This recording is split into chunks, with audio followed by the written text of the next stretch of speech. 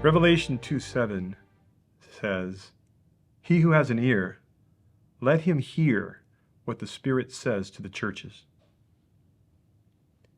Ellen White famously wrote, "We have nothing to fear for the future, except as we shall forget the way the Lord has led us and his teachings in our history."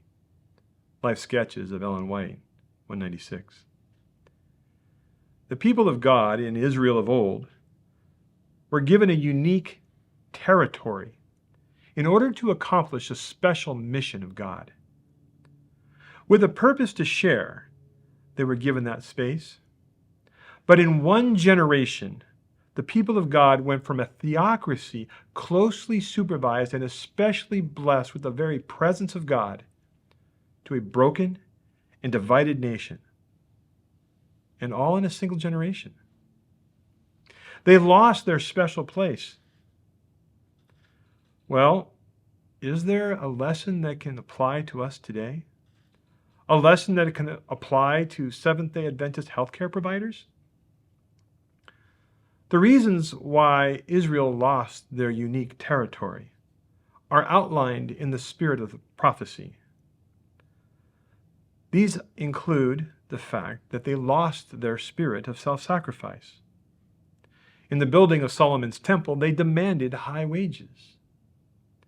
They turned opportunities amongst the people in the land that were crossing through their territory. They turned these opportunities for witness into opportunities for commerce.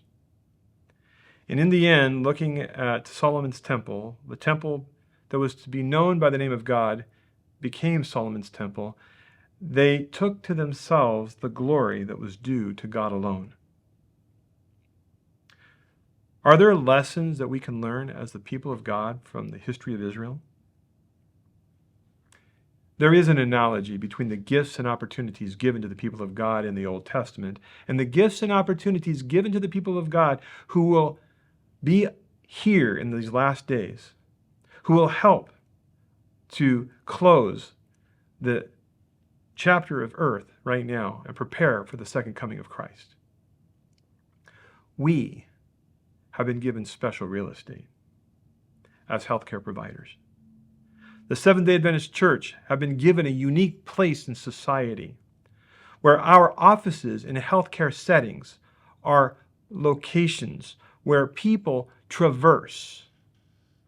Everybody comes to the doctor. Everybody needs healthcare. Rich and poor, old and young, male, female, even those who are incarcerated and those who are free, they still need to have health care. We can ask ourselves the questions that led to the fall of Israel from its high and holy calling. Have we lost our spirit of self-sacrifice as Seventh-day Adventist healthcare providers? Do we demand a high wage that in medicine is seen as a very quick visit that will pad our pockets by turning over a number of patients, but deny us in the same moment the time needed to share the gospel? Do we turn opportunities for witness in our offices into opportunities for commerce in order to make a buck? And when we help in the healing process, and when people naturally aim their gratitude at us, do we take to ourselves the glory due to God alone? So we need to ask ourselves, what are we doing with our opportunities and gifts? Are we using them in the way and with the purpose that was meant by God?